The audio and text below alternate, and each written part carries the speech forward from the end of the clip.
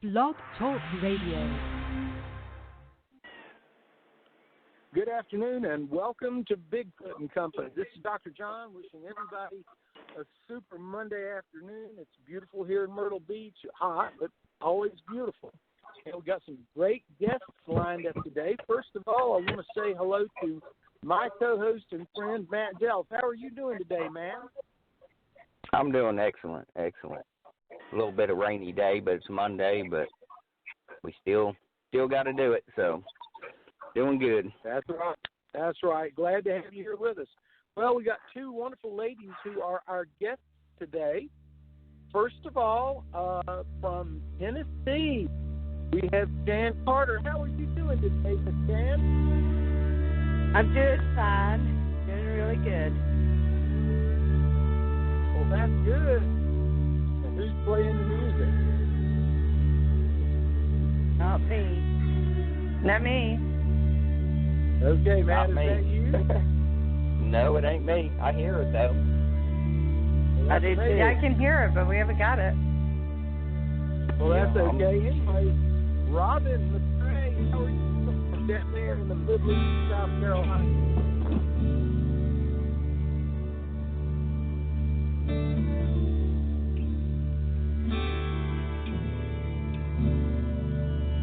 Hello? I can't hear anybody. I can't hear anybody either. All I can hear is music. That's what I'm saying.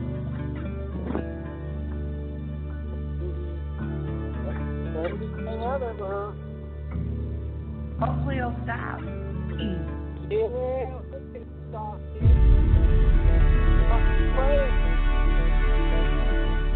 And it's getting louder. I wonder if we all get off and recall in. There we go. No, there it goes. Goodness gracious. Yeah, I don't know. Our provider, we might have to put some provider, like I'm getting a new cell phone, like I'm getting a new internet provider. They don't work very well. But anyway, here we all are. And Robin McCray from the middle of South Carolina. How are you doing today? I'm good. Thanks, John. Glad to be here. We are glad to have you. Now, of course, this is Bigfoot and Company. We got a lot to talk about Bigfoot and everything. But first of all, Matt Delph said that he had a story he would like to tell us. Yeah, it's as everybody knows that knows my daughter, she big time animal lover. Well, she keeps a box in her car, and it's her rescue box is what she calls it. And she keeps a pair of gloves, and anytime she'll see a possum hit on the side of the road or in the road, she will pull over, and where there's marsupials with the babies, she'll go and she'll check to see the dead possum if it has live babies. Well, I know it's strange, but, I mean, she loves them. Any type of animal she loves, totally loves. So she'll get out and she'll check. She saved 8 babies so far. Wow. So, yeah, yesterday she called me. That's wonderful. And she's like, a friend of hers had seen a bunch of baby skunks out in the middle of the road. Oh, get so, so my child goes out there and snatches them all up and tracks down their mama right there up in the woods and releases them to the mama, and the mama walks up in the woods and doesn't get aggressive with her or anything, and they all follow. Now, when she first got there, one of the little ones, when she first got there, startled one of the little ones, and it sprayed a little bit, but other than that, when she first got there, one of them, the rest of them, after she initially, started talking to them and they got a feel for her, they had no problem. One even walked right up to her, picked it up and was holding it, and then, she gathered them up in this little basket and took them up into the woods there, found where the mama had been, and released them all to the mama, and they walked all up into the woods. I thought that was kind of only my child would be out there gathering up That's skunks wonderful. and possums, but I had to brag on her a little bit there. loves her animals. Well, that's Absolutely. great. Oh, yeah, that's wonderful. That is great. And it kind of goes to show because most of the time, you know, everybody think, oh, you're going to get sprayed, all this stuff, but the animals could sense her heart. You know what I mean? They could tell. Yeah. I mean, the only time that any of them even sprayed was when she first got there and it startled one of the little ones and it sprayed a little. It wasn't a lot, just a little bit. And then after that, they were, boom, right up there with her. Kind of cool. Oh, that's a great thing she did. Absolutely. Yep. I know Janice. That was my little story there. I thought it was kind of neat and interesting. Absolutely. Now, Jan, I know that you foster kittens, and Robin, you have a complete menagerie at your house. It's wonderful. Yeah. Yeah, my theory is my thing is whatever needs to be here is, and we don't turn them away. No, we don't. It doesn't matter what it is. Unless there's a snake. Now, I do have a problem with some snakes.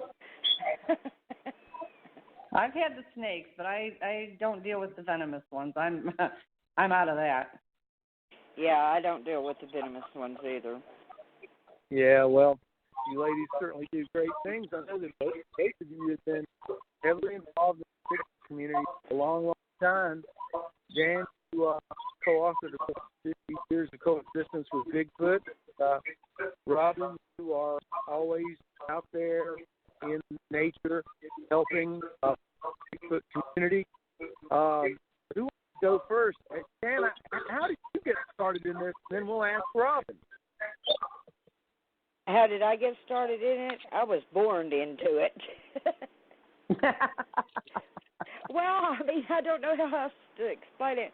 My grandfather had made friends with one of the forest people, and by the time I was 7 years old, he actually had introduced me to this adult male and female, and they had twin children. And I think it was about a year later that they had the twins, and we would give them food, gift them gifts, everything from blankets to pots and pans, a little of everything. So it's just like, I don't know what it is to be normal and not have them. Wow, that's a great story. So, Robin, how about you? When did all this start happening with you? I don't remember when it didn't happen. I was little. I mean, I was like 3 and 4 years old. I would go outside to play, and they would just show up. I mean, I would ride my bike to the end of the road to where the woods were, and there would be 3 or 4 of them there every time I went. And they just, as I grew up, everywhere I lived, they just showed up, literally. I mean, they were mind-speaking with me when I was very, very small. My mom has always said that I had an imaginary friend that was taller than my dad and all covered in hair, but that I would talk to this being continuously. So I always just saw them in the flesh, or, I'd heard about, they would talk in my mind. As I moved out of the house, it just became more.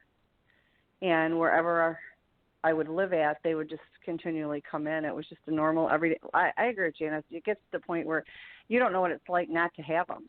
And I'm glad. I feel blessed. I would never want to be without them.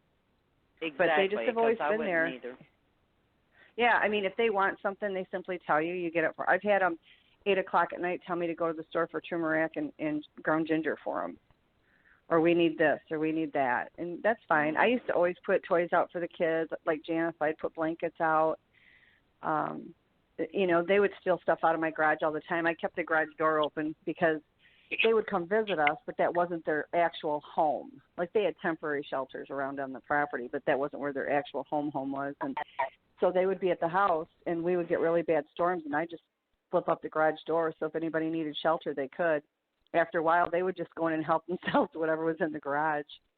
They would take bags of clothes for my grandson that my daughter-in-law had put in there, and I'd be like, where are these clothes? And I'd find later the bag out in the woods and 90% of the clothes gone. You know, I don't know if they ever put them on or if they didn't or what they did, but they had fun with them.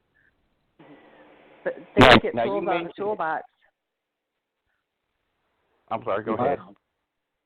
Yeah, they would take tools out of the toolbox, and we couldn't figure out what in the world was going on with the tools. And it was like a year to a year and a half later, I got up one morning and I walked out on the porch, and here's all these little, like, wrenches and screws. And I don't even know that they knew what to do with them, but they were all rusted and sitting on the porch. Now, you mentioned the herbs and the spices stuff telling you to get this stuff. Can you explain to the people what they use certain herbs and stuff like that? Like, I know they use garlic and different things. Yeah. Just kind of explain to them what the garlic is more like an insect repellent is what my guys used it for. Yeah, mine too. Ginger, the ginger, you know, they use it for a variety of things. All these spices and herbs are medicinal for them. They have their own, you know, just like we have our own medicines, they use them for different medical situations. Mm-hmm. And most people don't think, I'm going to jump in, most people don't think that they use spar, but they do. They will actually absolutely go in and do a little bit of a cooking with spars. I've even ran across in northern states what we call Dutch ovens that they were actually using. And they had them along a bank, a river bank, that in a ravine, and it was in a ravine, and the caves were in the side of the bank, you know, that they used, and they had those Dutch ovens out there, and they were using them to cook in. Yeah. We had a bonfire pit right behind my house, and I always suspected they used fire anyway, just because of different things that I would find and see them do. And my kids were visiting from out of state and brought the grandkids, and we had a big bonfire, and afterwards we waited till it cooled off, and we took care of everything, you know, swept up after it, so it was all done. And like an hour later, my son says, Mom, did you know the bonfire's going? Like all the wood's back over there, it's burning right away. And I went out there, and they were standing in the tree line with it. You know, after that, they weren't overly shy about it. I would look out my window, and they'd be starting, you know, getting the fires going. And I know. Go ahead. When I was younger, I used to think, that my grandfather had taught them to roast marshmallows, which they made into a globby mess, over the fire. But that is, he might have taught them to do that, but he certainly didn't show them how to use fire because they already knew. Yeah, in Michigan, they use it a lot. I mean, even if they have to go underground to the cave systems or whatever, they did. I mean, that's how they stay warm to survive all that cold. And one of the ones from my clan had bonded with a female out of Florida, and she hated coming to Michigan in the winter. She was cold all the time. We finally just said, why haven't you shown her how to, make fire? Well, I don't know if she'd want to. I said, well, show her. And he did, and she eventually got the hang of it. But they've always used it as far as I always knew. Mhm. I don't blame her for not wanting to go to Michigan with that cold weather. I hate the cold. She's quite happy he's over here in South Carolina now. Yeah, I'd say so. I can't handle that cold. Now, how do they start a fire? What do they use to start a fire? Bob and I'll let you answer first, and then I will. Okay. I've seen him do it both ways. I've seen him with sticks do it. I've also, I know everybody likes to avoid the whole woo topic. I've seen them literally create orbs in their hand and put it down into the fire, and it started. So, I mean, I can't speak for everybody. That's just what I personally watched. I'm not going to say they haven't used stones and sticks because I've seen them hitting the sticks and the rocks together to try to get a spark. So, I mean, obviously they do that as well. But I did, on more than one occasion, it would almost look like an orb that they created in their hand, and they would put it in there, and it would just start it. Well, so Janice, I don't know what yours did, but, I mean, that's what I got with my guy. Fox and his family used shirt and obsidian, and they would strike the rocks together. The ones up in... maybe I shouldn't give out exact locations. I'm not going to give out exact locations, but the ones that I studied in Indiana rubbed the sticks together, and they had like a flat board and a little hole drilled in it, and they put like this moss stuff around the hole. Once they got a spark to go, and they would twirl the stick really, really fast, and they can do it faster than we can. Trust me. Well, they used to. It would cause a spark, and then they would just sort of scoot it into the, they peel the barks off of trees, and they would strip the arborvitae down, the bark, and they would make it like a starter fluid for their fire, Well, we had these baskets that I had on the outside of my house under my windows, and they came, it looks like a dried moss in it. I mean, you can buy it at Walmart. They're just inserts. And they used to peel that out of it. They were forever taking those inserts out. And I would say, what do you want with those inserts? Well, we use it for fire. We use it to help make fire. And I'm like, okay, I can get as many of those as you need. So I was forever getting new ones, and they would take them. But that's what they claimed they used them for. Well, now, I never gave mine lighters or anything, but I have given them matches before. A big, the big matchbox stick matches.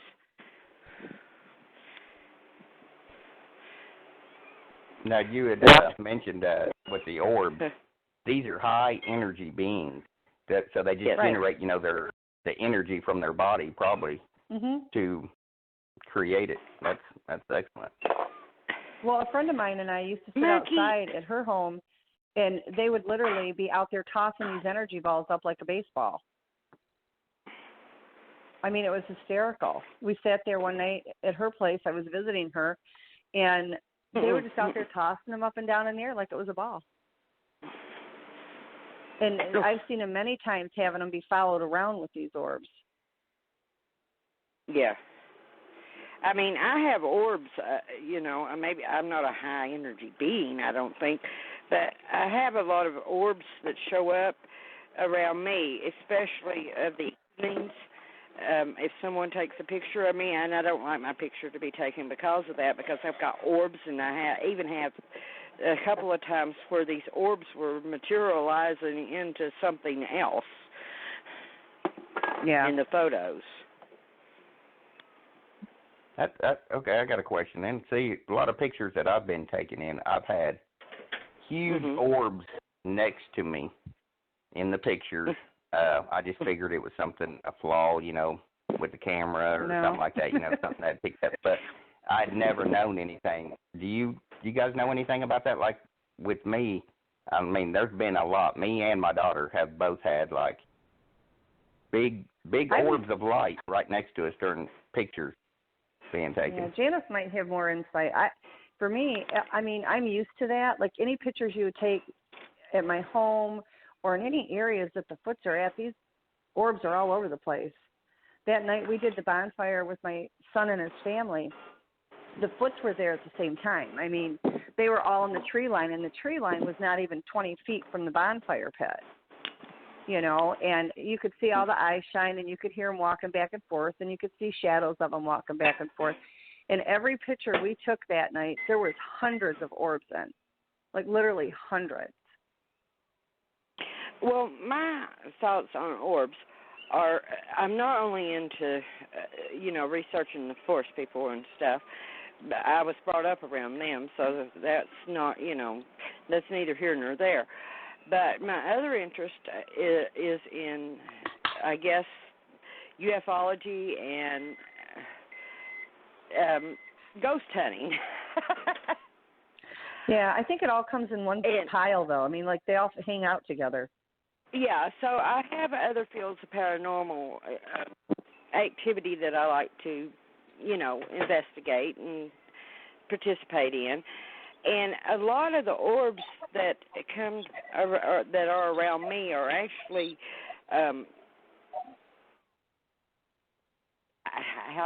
spirits. I guess is the best way. And ghost, people don't, usually believe in ghosts. But say, for instance, I'm going to tell a true story here. my grandmother and me made a pact that whoever passed first would come back in some way, shape, or another and let the other know that there was such thing as a heaven. Okay. My grandmother passed away in the middle of the night at a nursing home when she was 100 years old. She lived to be an old lady. And anyway, all the lights, I was asleep. It was like 3 a.m. in the morning. I'm asleep. Everybody in the house is asleep. And my bedroom light gets turned on. Now, this isn't one of these little flip switches. This is an actual switch where you have to push it up and down to get it turned on and off. So the bedroom light comes on. And I'm like, well, maybe it's got a short. So I got up and, no, it's turned on. So I flipped it off. Went back to bed, got back in the bed. Flip, it comes on again. And I'm like, what in the world is going on here? Someone's messing with me, you know. And I get up and I turn it off again. Well, the third time it came on, I saw my grandmother's figure, outline of her ghost. And the light turns on, and I'm like, okay, that was her message to me that there was such a thing as a heaven. Yeah. And I said, I got it. And I said, she's gone. Well, the next morning, everyone is calling at 6 a.m. in the morning and said, oh, your grandmother's passed. Grandmother's passed. She's deceased. I said, I already knew.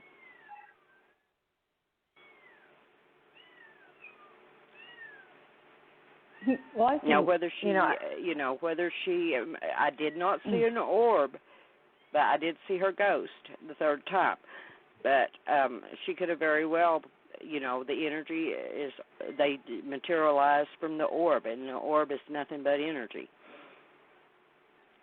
Yeah, I have to agree with that, too, because I know when my father passed, it was just a very short few days afterwards, and I would see gold orbs. When I would talk about them, gold orbs would appear. When my grandmother passed, I had a music box that was hers, and it never worked. It hadn't worked in probably 20 years. And this music box would play, just randomly play for no reason. But, I think the orbs are energy-based anyway, and I think that there isn't just one set thing as to what they are, because I've seen the Foots play with them. I've seen them related to ghosts. I've talked to countless people that have had experiences of orbs coming up by them and towards them, and yet inside the orb is a being. And I've seen that as well. I had an orb out in the front yard that I thought was an orb. I actually found out it was a portal, but it looked like an orb, and it opened up so that I could see into it. And in fact, Janice, you were at the house. You were just coming outside, and I said, remember I said, did you see that? And you said, no, I didn't see it. And like you could see into it and see a completely other world. But I don't think there's just one set thing as what these orbs can be, because there's been too many people that have had different experiences with them and seen different things. Like I said, I've watched the Foots create them. They'll sit there in their hands, and then all of a sudden they'll open their hands, and there'll be this orb ball in it. I had a friend of mine, we were doing some research out in the woods, and we went out at night, and there was a pale blue one it was an orb. It was dancing around in the woods. We were actually sitting in her vehicle, and when we did, this orb was going back and forth, and all of a sudden it came straight at the door of the truck where I was sitting, and it got to the truck, and as soon as it hit where it would have hit the window of the truck, it dissipated. Yeah. We both saw it, and this thing was bigger than a dinner plate. Well, it's just like, I'll take another for instance.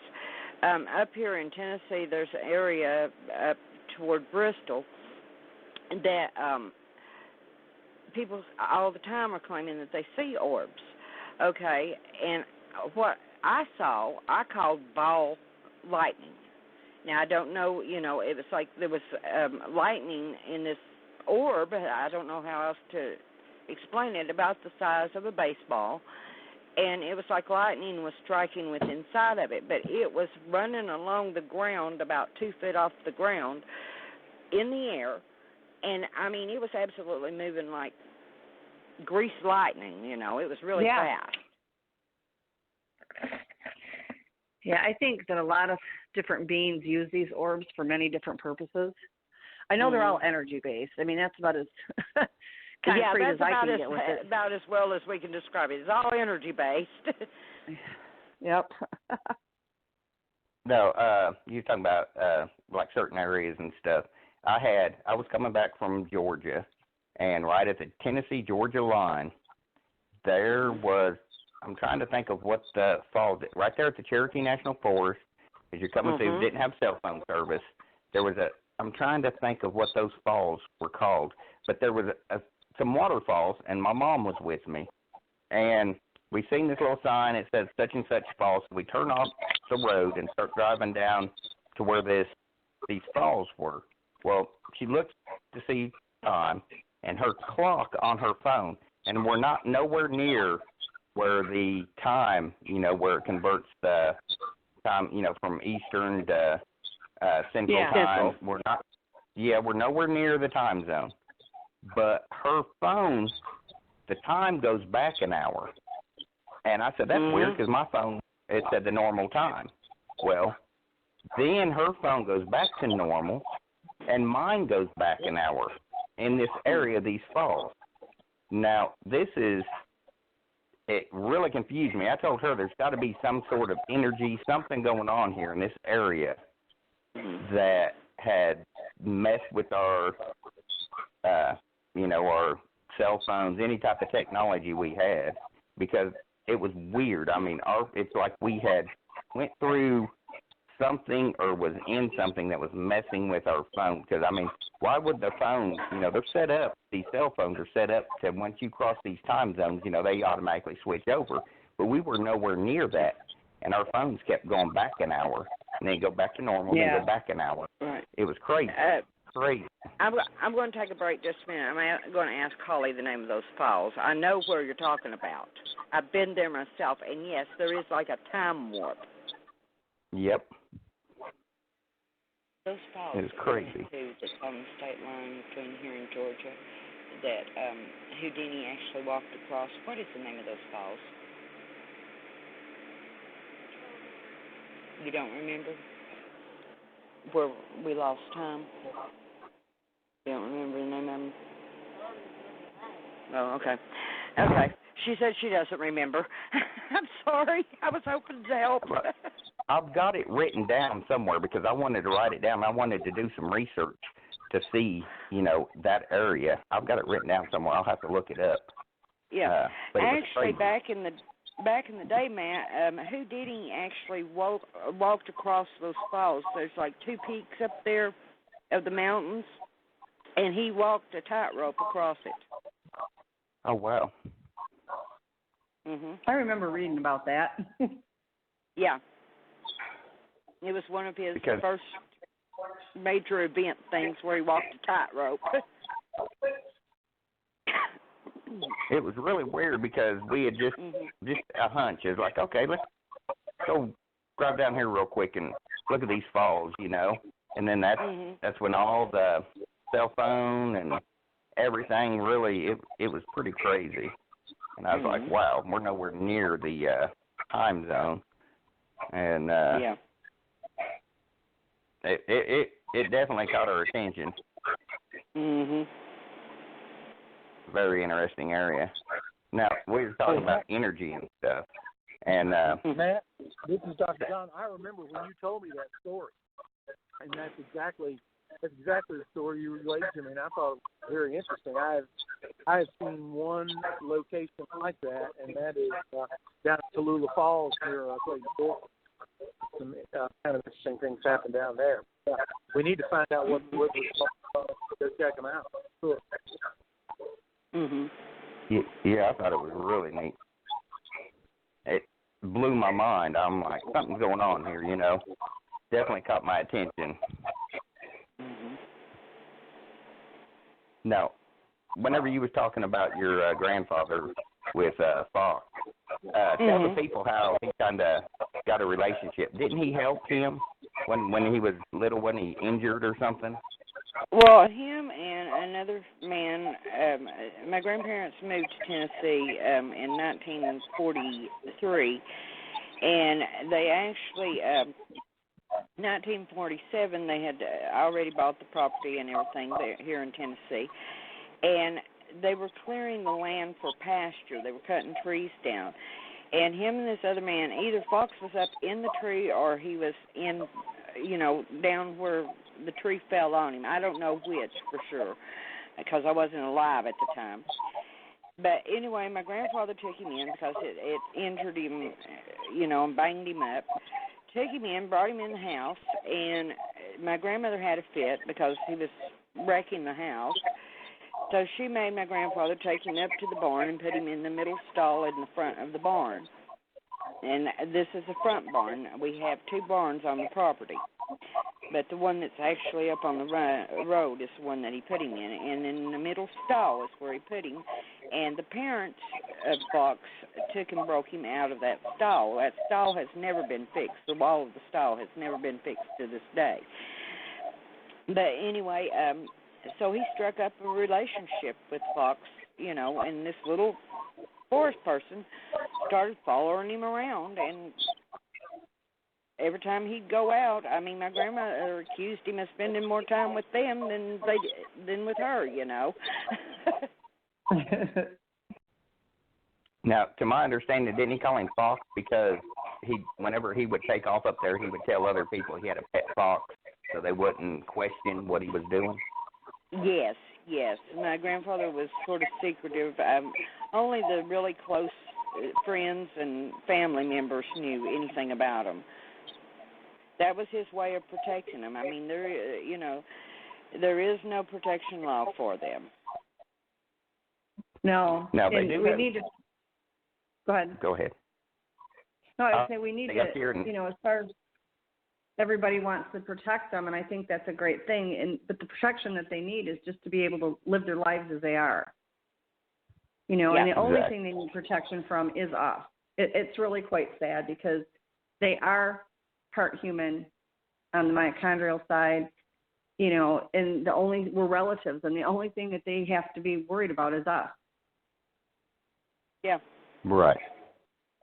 An area that I research, it's considered a Bigfoot sanctuary is what they call it the wood booger up there. It's a wood booger sanctuary, and I've had some activity up there,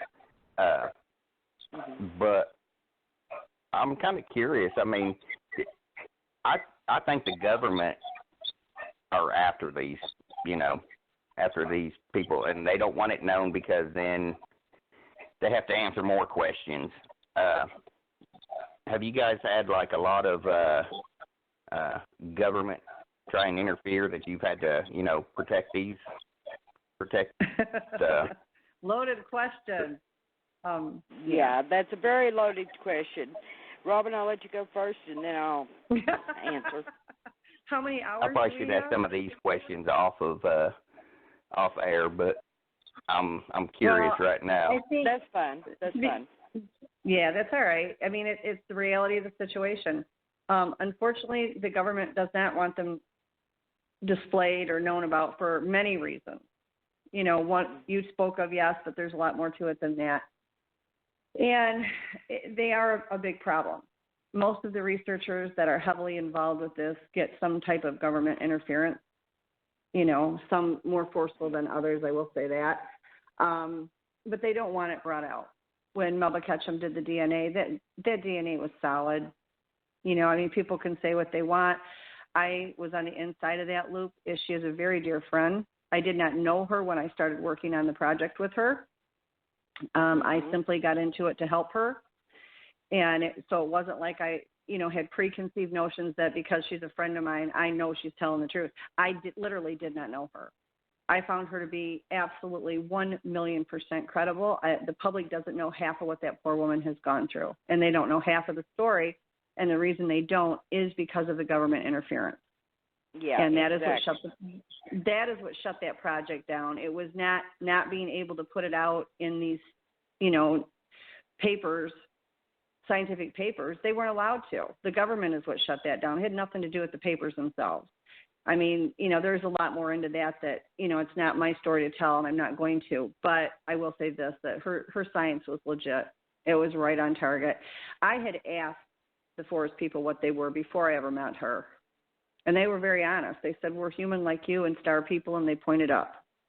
do the math. I mean, that's coming from the source. But the government does not want this out, and they have gone to great lengths to stop it.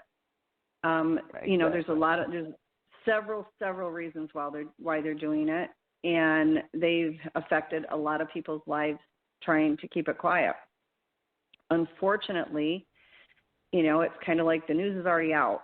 People are seeing them all over the place. People are having them all over the place and around their homes, if they go on vacation, what have you, and they are there and they exist. And, all this combined is the reason that Igor Borsteff, myself, and Janice are working on this hominology project. People need information. This is not about going to the state capitol and demanding protection, because that isn't going to work. You cannot have them protected by our laws, because our laws are not their ways. It doesn't work. It will only cause a disaster for them. The protection they need is to be allowed to live their lives as it is, and to be just left alone. Protection against being shot and harassed and tortured. Yeah, and if there is going to be interaction,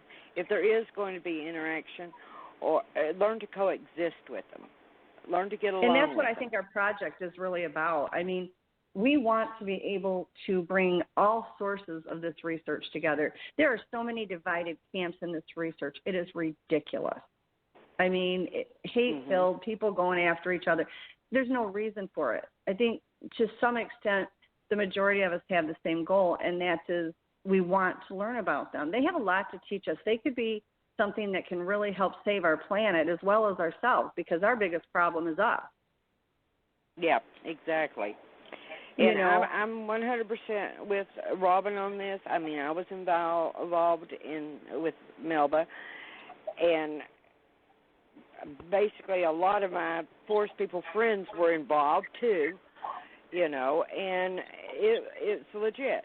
Now, taking, for instance, that they are an unknown on the nucleus side. Okay. Now, and talking about government and whatnot, say, for instance, that you have in all mythologies and even in the Bible where the gods come down and they have children or the angels or whatever, by mankind, by the daughters of mankind. Okay, would that or would that not give the offspring supernatural abilities, what we call supernatural abilities? Yep. Absolutely. Yep. Think about that. Yep. Well, now, how is our government, as simple people, going to control a supernatural being? There isn't. Exactly. Well, and I do want to point out one thing just real quick, not really to get off topic. When I was speaking to Melba's study and what the Forest People told me they were, what Melba's paper states is that they're human on the mitochondrial side and unknown on the nuclear side. It's unknown listed because there's nothing on this planet that they can compare that comparison to. Okay, Melba did not come out and say these were ETs. She's never mentioned that. She never will, because she doesn't know. Okay, it came back nuclear as unknown. What I was told personally from the Forest People is Star People. Okay, I just want to put that out there because a lot of people get things confused, and I didn't want any confusion with that at all. Exactly. Just wanted to clear that up. And it's like, okay, we have a tendency to call anything that's not of this planet alien or ET, extraterrestrial. Right, Star People. What have you, Good point. Now, see, well, I know that they weren't going to let it out. And the reason I asked that was I know that they've questioned me. They've called me, asked me certain questions because, of course, I'm in this field, and I kind of caught on because they'll try and act like they are somebody else that they're not when they call and try and get info from me. I was at the Harlan CryptoCon this past weekend, and I spoke there, and there were some researchers there, and they were talking about how to prove Bigfoot and Sasquatch existence, and how you need to do it and all this stuff, if they're going to prove it. And I told them, I said, the government will never allow you to present it out to the world. I said, they will shut it down. It's never going to happen. So if you're doing it to prove it to the world, you're in it for the wrong reason. Yeah. And they looked at me like that's crazy, and I was like, I'm telling you, they won't. They won't allow it. They won't allow it. And my thought on it, and I didn't speak in conferences for a very long time, not because I have a problem speaking in front of people, because I don't, but I was busy working with the forest people. I didn't care what was going on in the outside world. Exactly. Now I'm back doing it again, which, of course, strictly for John, because I just think the world of him. But I've been getting told by the forest people what information they want out. So that's kind of guided me as far as coming out in public. But as far as the military or the government goes, and I tell everybody this when I speak, I am not here to prove anybody. Okay, my job isn't here to prove it to anybody. I already have my truth because I live around it. I mean, we had just the other day 2 of them in my backyard. My neighbor had to come over and tell me, did you know there were 2 of them walking around in your backyard? Yeah, okay. Yeah. But at the same time, again, with this project, I don't feel like we're standing up in this project saying, hey, we're going to prove this to the government. This is more of a project where we're learning, we're educating. I think we need to separate trying to prove it to the government and stay on our own path of just trying to learn how to coexist with them in a healthy way. They are not all bad. They are not all good. There's a balance in both of them. And I think we would have more complicity with everybody if people had that information. I mean, of course, we're going to want to bring in the science and the anthropologists and bring everybody together. I mean, that's a main goal. And what we learn, obviously, can be shared. But I don't feel like, for myself anyway, this is about proving it to the government. They have their own agenda, and we're not going to change it. People have tried. Exactly. People have gotten in serious trouble trying to change it. They're going to do what they want to do. Are they going to get help from me? Not while there's a breath in my body. But they're going to do what they want to do, and that's their business. But I think on our end, there's so much that we can learn from them and teach other people. And I think they're in a lot better place than we are, to be honest with you. They have their culture is amazing. They've got a language. They have a lifestyle. They have family units, and we have to be careful, even as researchers, when we go out in the field. I think because now you're in their home. You don't want everybody tramping through your house, and they don't particularly like it either. So if people are going to be out there, and they're going to be out in the woods, and they're going to be doing their research or just vacationing or whatever it is they're doing out there, I think if we can educate people on how to do it the correct way, it's easier. Now, a perfect example is what happened over here when the 2 were in the yard. I found out about it yesterday. One had been out in the backyard the day before and one the day before that, and they were 2 different individuals. I simply went over to my neighbor, who's a lovely, lovely woman, just adore her. And I said, okay, this is what it is. I mind spoke with one of them, and he was just as sweet as can be. And I said, this is how, she said, well, how do I handle it? I said, okay, this is how you handle it. No problem. No fear, no aggression. Nobody got hurt. There was no damage done anywhere, and everybody's just working out fine. Yeah. But and it's just like their here. ways aren't ours. Yeah. It's just like here, Winnie Bojo, we call him Bo for short. One evening I was speaking to another gentleman that is very aware of him on the phone. He comes up, he's standing out here in the side of the yard where the light isn't shining at the time because we have spotlights on the house and everything and motion sensor lights. We do have coyotes and bobcats around here, and they are predators. They do hunt. You come in every once in a while, steal chicken or, the eggs, or I've even had them kill a goat. But anyway, and that's not the forest people. But Bo's standing out here, and he's dancing, and he's wanting me to say hello for him, and I just held the phone out and said, okay, talk to him because he's standing right here, you know. And they did. They conversed a little bit, you know, and he's grunting and whatnot. And we had another person here that was buying a puppy. We have collies. We raise show collies. This other person was buying a puppy from us and had intended to spend 3 days here. This was the first night that he was here. I'm like, do not get in the light where this man can see you. This man is from New Mexico. I said, don't do that, Bo.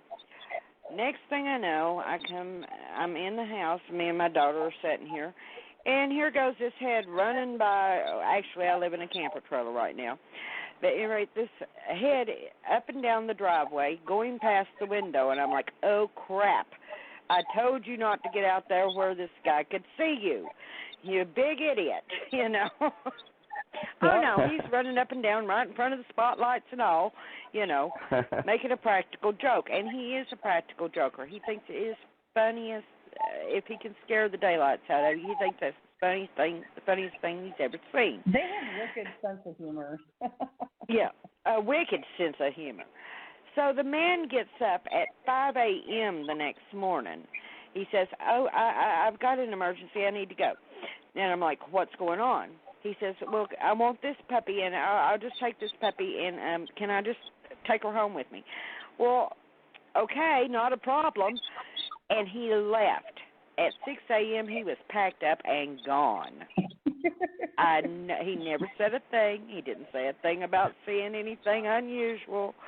But I know that he did. I absolutely know he did. Yeah, I mean, I think people that are around us long enough, it happens. The house I was at in Michigan, I didn't let very many people go there. And there were very, very few researchers I ever let on my property. And it wasn't that I thought unkindly of others, but it was just the protection of the forest people. And they, you know, people that are around you, they eventually see them. John was here a week ago, and he was out in the front yard with Papa Scott, and they were out there shaking the crap out of the trees at him.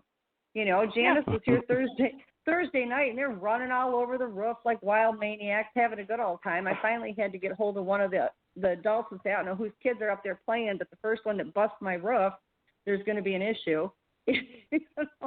Yeah, and they tore a shingle off the top of a roof back several months ago from being up there, you know. I know. Now it's on the high peak. Now I got to get somebody up there to do it, and I don't want anybody I know because I'm afraid somebody's going to fall and get hurt. But, I mean, they do. They were out playing already this year. They were playing with the hose, and my animals were in the house at the time. It was during the day. And I heard the dogs go crazy into the backyard. They were barking and screaming, wanting out. And I thought, what's going on? It was so hot and humid. I didn't want them out there. And then I hear a hissing sound. I look outside. They had been playing with the hose, and they literally broke my hose. I have one of those boxes with the cranks on it to roll it up, and they had that all mangled, broke the connecting hose from the spigot to the box. They were trying to get water. They weren't, you know, nobody was trying to be naughty. And, you know, I asked who did it, and I was told by the parents the kids had done it, and they were very sorry. You know, no big deal. We went and got another one, and it hasn't happened since. But, like, when it's hot and stuff, I put extra water out. You know, I'm the weirdo in the neighborhood. I put the water out for the birds. I put water out. I have water out for the butterflies, okay? And all the feral cats, and then the buckets out for the forest people. And we have lakes and ponds all over where I'm at. It's not that they can't go get it, but they're generally around the, you know, a lot of them being around the house. But I think, too, when we talk about these projects, we're talking like it's all here in the States, and it's really not. This is an international project.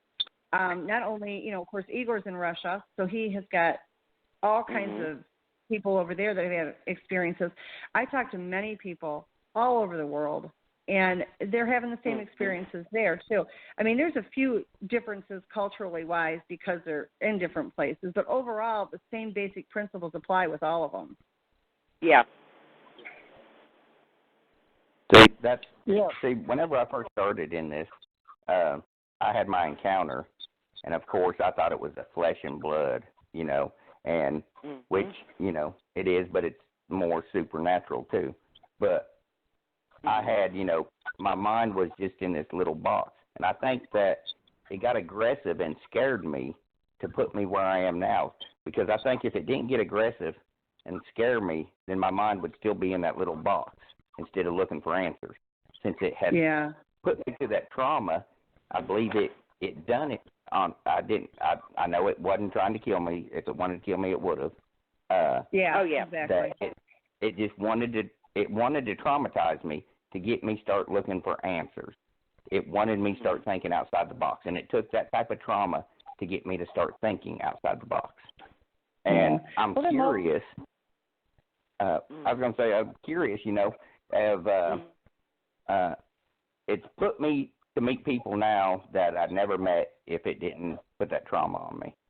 And I'm curious if that one is still alive, because I'd love to have, contact again with it. If it's still did your alive. experience happen in West Virginia? No, it happened up in Indiana. Okay.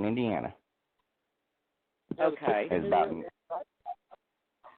Tippecanoe River and the Wabash River. I lived on Sugar Creek, and it was right back near Dr. Doggy's land. Yeah, I think he's still alive. I'm not getting that he's passed. I'm not either. All I'm getting is one in West Virginia is saying that yes, they're still alive. That's why I asked if it happened in West Virginia. That's pretty cool that you said West Virginia. Let me tell you, that's interesting. Okay, I just got a message from a guy this past weekend up in West Virginia about a sighting of seeing one, and he wants me to come up there and check it out and help him out. He's got like 4 little girls. He's scared. He's seen this twice now, back in January, and he said that he's hearing screams close to his house, and he's kind of scared because it's closer to his house and he's got little girls out there. And you had said West Virginia. I'm thinking I'm supposed to go up there. It's meant for me to go up there. It could be. And, Matt, if you do note this, they do have a natural curiosity toward children.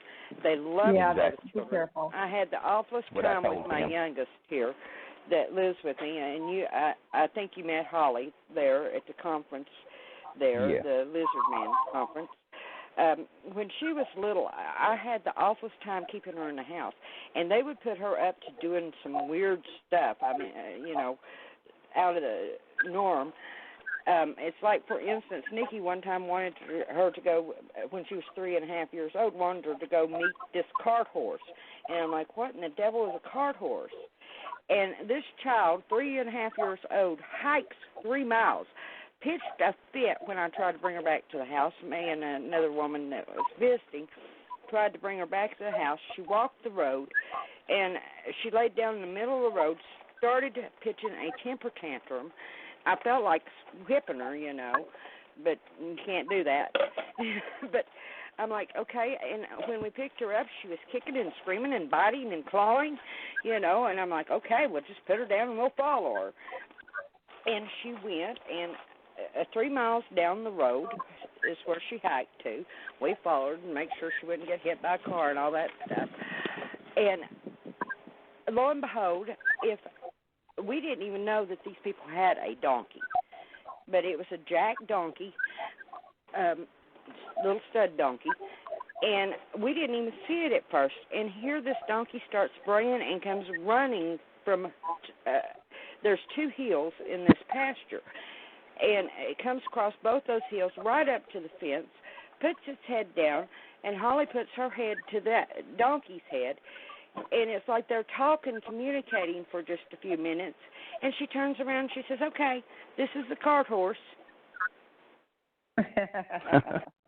And Nikki had sent her on a mission, and Nikki is a forest person. She's Foxy's daughter, by the way. Foxy's Sheba's daughter. And why am I trying to put that in there? Okay. And I was like, so you have to watch them. I was at Don Keating's conference back in 2008. No, wait a minute. When was it? You were 8. And we were doing a camp out there. Instead of staying in a hotel, we were staying in tents, a bunch of us, a bunch of friends and us. And Holly gets up at 6 a.m. before anybody else had gotten up and sneaks off, and she's feeding all of our camp food, especially the marshmallows, to the young forest people, the children. And she's out there wandering around with them. So you do have to be careful of children because they like children. They love children. They do, and but not all of them are nice. Nice. And another experience. Have any advice another for me example. to give this?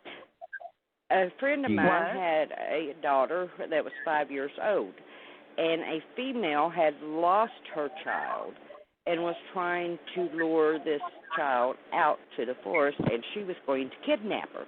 So you do have to be leery. Absolutely. I've gotten contacted by several people that have had concerns with their kids with them. They're very maternal. They love their children fiercely. They really do. Now, like when my kids were little, my kids grew up with them around, especially my younger three. The other kids did as well. They were not quite as aware of what was going on, but they knew about them. My younger three were even more so. My granddaughter, she was 5, and she would go outside and she'd play in the sand because our whole property had sand on it. And they would roll rocks out over to her, and she'd roll them back, and they would play a game of rolling things back and forth. They love kids deeply, but you have to be careful because they, again, and I can't say this enough, they don't look at things the way that we do. No, they don't. Our ways are not theirs. And I explained this to my neighbor as well yesterday because her granddaughter was visiting. She's a beautiful little girl, and she plays outside. We let our kids go outside, and we may see them through the window, or maybe we're making lunch or doing something, and we're not right standing next to them, and we know they're safe, or we think they are because we can see them. But then if you reverse that and you look at it through a forest person's eyes, they see a child unattended outside alone. And that draws them right in. Nobody is supervising them. Right. And so that draws them right in, which means they will take that child. Now, these beings can cloak. They are multidimensional. They can be flesh and blood one minute. They can be dimensional another minute. They will cloak. And I've seen this happen time and time again where they will be cloaked and they'll go up to something and go to grab it or touch it or whatever, and they can cloak whatever they're touching. And you get a lot of kids that people don't understand how their kids disappeared. They were there 1 second, then they vanished. Well, that's a possibility as to why they vanished. 90% of them aren't doing it to be mean.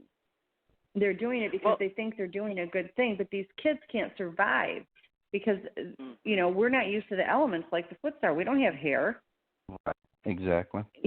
Well, and this happens a lot. I'm going to tell another thing, and I've never told this on to anyone except Mary Green knew about this. We were out researching in an area, me and Mary, and we had her daughter with us at the time, and we were taking pictures, trying to get pictures of this family unit group of the forest people. The most disturbing thing is we got a picture of a human, one of us, child, a little boy. He was in the picture. He looks like he's about 8 years old. No clothes on, except a rag. I can't explain it. It may have been a blanket or something, but it was a rag at the time. A red and black checked rag that he had tied around his middle. And this mother forest person, she had 2 children of her own in the picture, and you see her in the background, and she is reaching toward this child. We searched high and low for missing children. We checked every missing children report that we could find from across the country, and nobody. There wasn't a report of this child missing or anything. And that has haunted me for years because we never could. And this was back in 2003. We never could find them. We had a situation, and this was back in, I want to say, maybe 2011, 10 or 11. And there was a child that was on TV that they had said he was missing. And I didn't know this child. He was from Indiana. I mean, I certainly had never met him, but I saw that he was on there. And I thought, such a shame. I mean, that has to be a parent's worst nightmare. And I said something to the Foots about it, and I said, you guys are all over the place. And I was talking to the ones in Indiana, and I said, you need to be looking for this kid. Is he down there? And one of them popped up and said they'll never find him. And I said, what do you mean they'll never find him? And he showed me, mind speaking, we've talked about this before, can be images, almost even a movie playing in your mind. And they showed me an image of a foot. Now, the foot that took him, I know, and he was bad. And I tried to tell the people for years that he was around that, quit thinking this thing is good because he's not. And he had this child on his hip, and they showed me him running and actually taking this child into a portal. And to my knowledge, they never found that child. They're just like with our people, there's good and bad with them. It's not they're predominantly good, they're predominantly bad. It's just like it is with our people. There's no difference. Bad is bad, good is good. But they do. When it comes to kids, you cannot trust them. And I explained that to my neighbor. I said, keep a close eye on your granddaughter when she's out there because, the group around here, I've got 2 South Carolina clans. I've got part of my clan from Michigan here. And Janice comes to visit now and then. And, none of them that are here, and that's the one thing people do say, the few people that I do let come here, they're like, it's so peaceful. You can just feel that everybody's good here and gets along and it's calm. So I don't have a problem as far as thinking that they're an aggressive clan here that would purposely try to hurt a child. But the truth is, if a child is outside playing in the yard and they don't see a parent, they think it's fair game, and there have been people in the state parks where the parents are there and they disappear. Yeah. There's countless numbers of children that have been taken in plain sight. So it's not that you can't let your kids out to play, but you have to be mindful of the fact that these things are out there. And they're, believe it or not, one of the nicer things that are out there. There's a lot of cryptids out there that people don't even realize that are there that are much more dangerous than the forest people. But, you have to be really mindful of it. No. And I really encourage you, Matt, when you go to talk to these people about it with the kids. Okay. Now, is there anything that I could tell, like the Foot, like, hey, these kids, is there anything I could tell them so that Matt, they don't bother the children? children? In English. Just talk to them in English and explain, look, these children are out here, they're playing, their parent really cares for them, we don't want anything to happen to them. And you could also say that, their children are welcome to play with these little girls, but they are not to go off into the woods with them. Yeah, my kids, my kids got taught early on, they can imitate voices. And when I say imitate it, I mean they are dead ringer. And my ex-husband was out in the woods one day, and he came in very upset because he was out hunting, and he said, you're out there talking to me and scaring the deer away. And I said, I never left the house. And the kid said, Dad, Mom never left. And he was all upset. But they had imitated my voice, and he could hear it. He said, I've known you for 15 years. I know what your voice sounds like. And so my kids went, the rule around our house was, if you hear me calling you, unless you physically see me, you do not show up. You do not come. You do not follow directions. If I need you to come to me, I will make sure you see me. Unless you physically see me, you don't go anywhere. Because we knew, they can imitate the voices. And they did several times. And so that was the thing. So my kids always knew that. The other thing is, talk to them. One thing that worked well for me when it came to even my pets, when I first moved out in one area in 2009, people are forever dumping their feral or their cats in my yard and that kind of thing, and I take care of them. Like I said, I don't turn anybody away. But they had gotten hold of one of the cats and done a lot of damage to this cat. And so I went out there and I just talked to them, and I said, listen, you have your pets. You've got fox. You've got coyotes. There's a group around me that has a cougar. And I said, you've got all these things, and that's great. I don't bother your pets. You don't bother mine. Okay? I love them all. These are my children. And I try to put it where I made it where they could form that connection. Like, your children you love, I love my children. So I don't take your children, and you don't take my children, and make it simplified to them because, like I said, their ways are not ours. They don't understand our ways, and most people don't understand their ways. So you've got to, talk to them in English, but simplify it and give them something so they can, connect it. Yeah, and for the most part, they're good. Exactly. But like I said, you don't know which ones are, unless you are really good at it, and we all can get misled. I don't care who we are. There are no experts in this.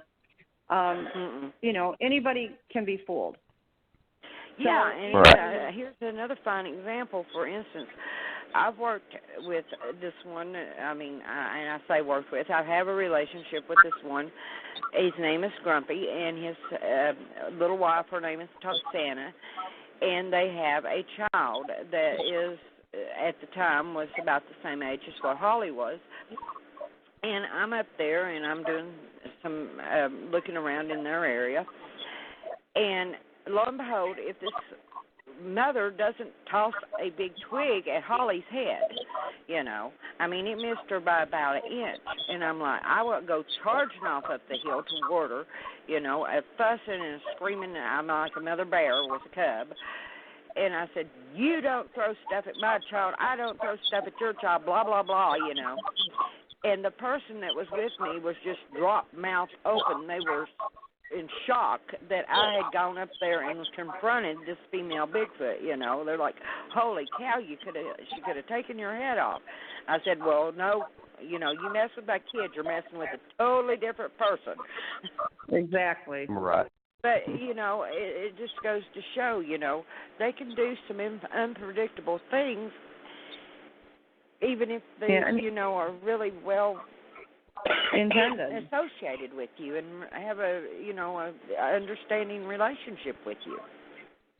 Yeah, their ways are different than ours. They don't have the same understanding that we do, but in that same respect, we don't have the understanding of their lives either. That's another reason for this project, is to bridge that gap. I will say this. There was a reason for them tossing the stick at Holly's head.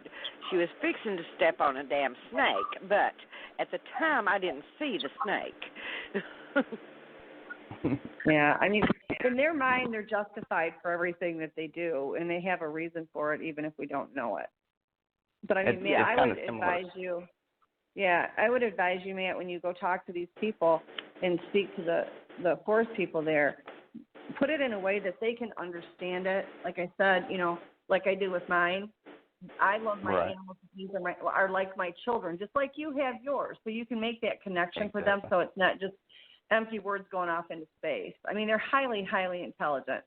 But like I said, even though they can understand us, they don't always understand our ways, or they think they're silly. I've had them before laugh and say, they weren't going to follow this rule or that rule that I have because it didn't make sense to them, and I'm like, okay, but.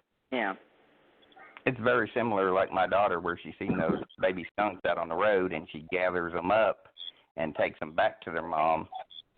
They can see that and see they're unattended. Very similar. Mm-hmm. Yeah, and that's the thing. And I talked to somebody that had a case that they were working on where there was a couple of children, and they had a lot of the forest people in the backyard, and they would talk to one of the children and try to get them closer and closer and closer, and these people just thought that was the greatest thing in the world, and it was wonderful, and they just thought it was so special that this little 2-year-old, was able to connect with them. And I'm like, no, this isn't wonderful and special, because I spoke with the forest person that was doing it, and they didn't want to hurt her, but they had a small child and thought that our type of small child would make a great playmate for theirs. Mm-hmm, mm-hmm. And, so they don't, I'm not saying that some don't do it with bad intentions, because they do. They absolutely do. But there's a lot of them that don't do it to be bad or to, hurt anybody. But the end result is generally the same. I'm not saying that some of the kids can't survive, but I will say that our bodies don't acclimate to outdoor life like the forest peoples do. And a lot of the children don't survive due to, exposure, whether it's warm outside or not. Our bodies just are not made for it. Yeah, the elements will get them before the forest people will. They aren't normally the type that would kill them. They're very family oriented. They love their children deeply. Mm-hmm. And it's a concern. Yeah, and not only that, take for instance, now the child that we saw is in the picture was very well nourished, but we don't eat raw meat. I mean, raw meat. Take a deer. If a deer is infected with what they call those bot fly larvae or something, if we take that into our system, eat that meat raw, and get one of those in our system, it's going to work its way out of our skin. They're awful, and we don't process plants real well. They eat a wide variety of plants that we could never eat. It would kill us to eat them. Well, and I think their stomachs can handle more of the food that's spoiled as well. I mean, I get some of them that come to me because they've got stomach aches and, they want ginger. And just like when Janice was here last week, they were very adamant they wanted cumin. And I kept saying, what do you want the cumin for? And they'd say, well, just because we want it. And, I finally got it out of them. It has to do with their digestion. But, we are not able to consume and digest what they can. They don't have a problem feeding the child, if it's something that's, but whether or not it will hurt that child is debatable. Yeah. Some clans cook more with fire. Some clans don't want that. They want the raw stuff. And like Janice said, we just can't tolerate it. Right. And it's just like another, for instance, okay, what was it that they told Holly to get and she got it and was taking it for that awful cough because one of them was actually present at the conference and it had cloaked. More than one. It came in, it touched Holly there in the back and was trying to draw this pneumonia out of her. And it told her, it says, get the turmeric from the lady at the walk-ins table, and she did. She was told how to make a tea out of it and to drink it, and she's over this stuff. Yeah. Believe it or not, she's over it. Their medicines are so far advanced for ours. I have a series of health issues, and Bo from Janice's group and then also Shadow from mine, because he's over here yelling, don't forget about me, had told me about some things to take that would be helpful. And they truly are. It was a matter of the first time you took it, you felt better and you got relief. Their natural ways work. We are so set up in our society to get these manufactured medications because that's going to work. And I'm not saying that they don't. What I am saying is we've forgotten about the natural products that are available that actually do work. A lot better for us. Natural is a lot better for us. God forbid we have something better. Yeah. But, in the forest people, their medicine works. Now, there are times that it doesn't. They come up to me to be healed or to have help with or whatever. And, I do what I can. But a lot of it does work.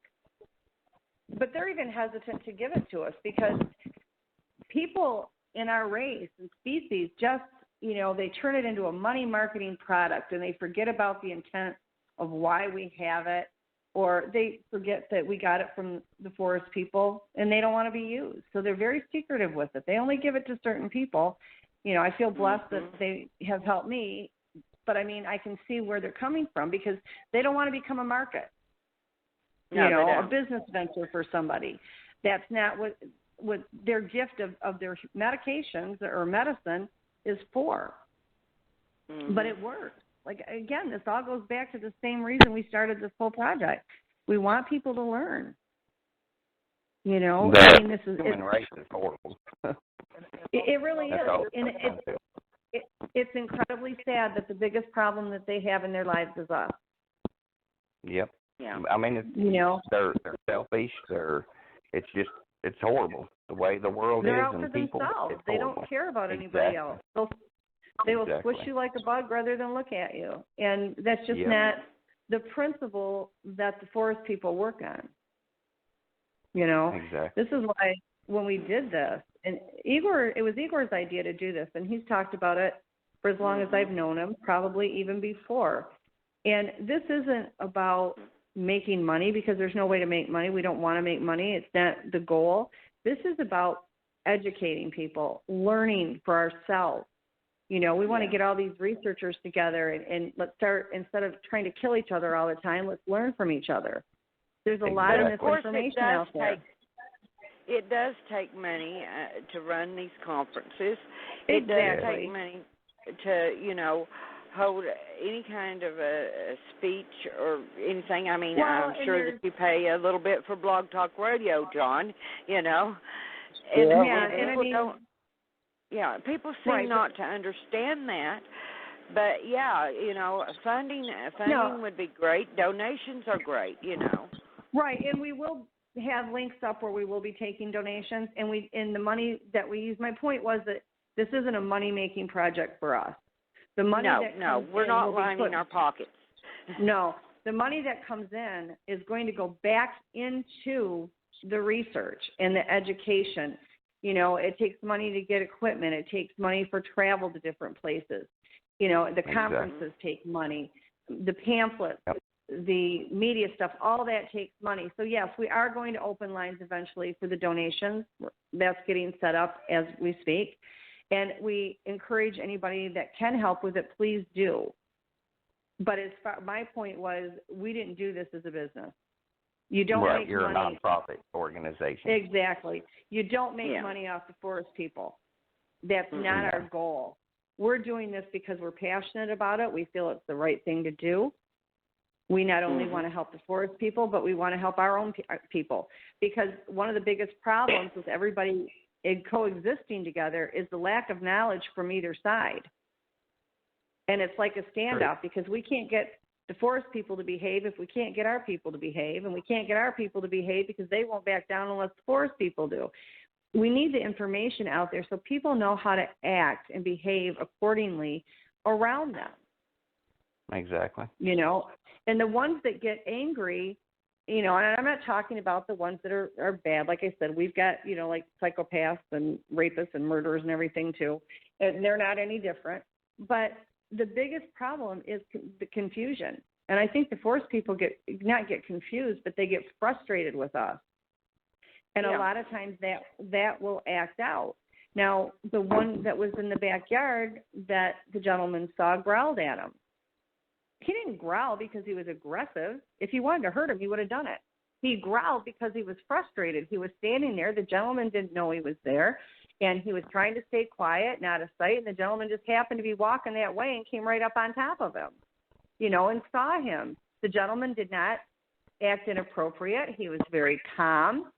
The forest person was calm. He made the growling noise just to say, hey, guy, I'm right here. The stump you think you see is not a stump, it's me. Yeah, under this tree. And it ended very calmly. The gentleman stood there, was well behaved, stayed calm, and the forest person looked at him and simply turned and walked off. There was no aggression, there was no conflict, there was no problem. But had the gentleman reacted differently, it could have changed the entire experience. Yeah. I think all of us, and I'm talking about our type of human, if we're approached and handled in a disrespectful or mean or terrifying way, we are going to react to protect ourselves. And I think people need to realize that the forest people aren't any different. Yeah, exactly. It's shocking for people to look at them because they look different than us. Okay? People call them all kinds of names because of the way they look. Well, you know what? We don't look any better to them. I mean, we look like bald things running around, So it's all everybody's perspective. But, I mean, this is one of the main goals that we have, other than bringing everybody together to learn from each other. We want to try to pull that science and the anthropologists in with the regular researchers and contactees and habituators, because right now everybody's in separate boxes and nobody's working together. And we're spinning our wheels. We're not moving forward. We're not going – in certain areas we're going backward, but, I mean, we're just basically spinning our wheels in one place, and that's got to stop because there is a lot to learn on both ends. Now, they don't all want to come forward and be standing out in front of everybody, but they should be let to do that if they want to. If they want to stay secluded and hidden, let them do it. That's their life. The thing I've come across, these researchers, they have different agendas. A lot of them are doing it to try and get money or try and get fame, and they're all in it for the wrong reasons. And the wrong reasons. Well, it's like I've been quiet for years. Nobody knew about me. I've had them around since I was a kid. Yeah, and I was quiet until I did the international conference in Siberia with Igor Borstov. And then all of a sudden everybody knew who I was, and I came back, and I just went back to life as usual with them. I didn't have this big need. I did a couple small conferences because it was for somebody that I knew. But other than that, I turned everything down. And I mean everything. Yeah. I had TV shows. I had radio shows. I had blog talk shows, conferences. I turned every bit of it down because that's not what I'm about. My concern, and Janice is the same way, that's why we click so well. We're not about all these other things in our world. We're about them. We're about the forest people. And that's the same thing with Igor. Igor is a figure in the media. Everybody knows him, and that's wonderful, and he's a beautiful person. And the forest people love him. His part in all this is that he can reach the public.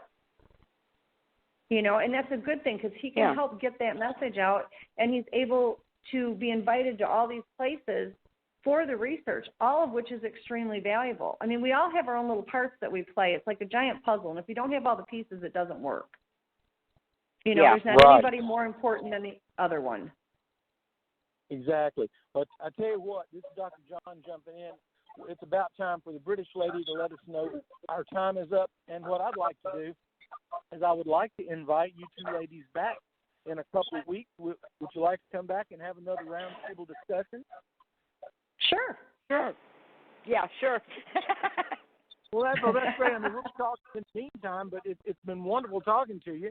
Matt, it's been great having you on here. And let's see, I guess we've all got what we're getting ready to do. I'm getting ready to talk at the Alien Conference and Expo in Spruce Pine this weekend. Matt, what are you heading out doing this week? This weekend here, I'm going to talk a little bit about that. Talk to this man. I may try and go out and out to his place and talk to him. Probably if I can. If not, then I'll probably just go fishing. But I've got an expedition I'm going out on here in like 2 weeks in an undisclosed location. But pretty much I'm just going to do a bunch of research here for the next probably month and a half. Try and stay everything. I apologize for asking so many questions, John. No, don't apologize. Never apologize. I could talk to them for hours. Don't ever feel bad about questions. I mean, without questions, we don't get answers. You're more than welcome to ask as much as you want. Yeah. I appreciate that. Exactly right. And now I'll say, Robin and Jan, what are you ladies doing this weekend? Anything exciting? Taking care of kittens, getting them socialized so that they can go into new homes. That's a good thing. You know what? I've got a small wedding reception for strays, and we take in and foster orphan animals, and we get them up to an age so that they can be adopted out. Well, that's wonderful. I'm just hanging out this weekend.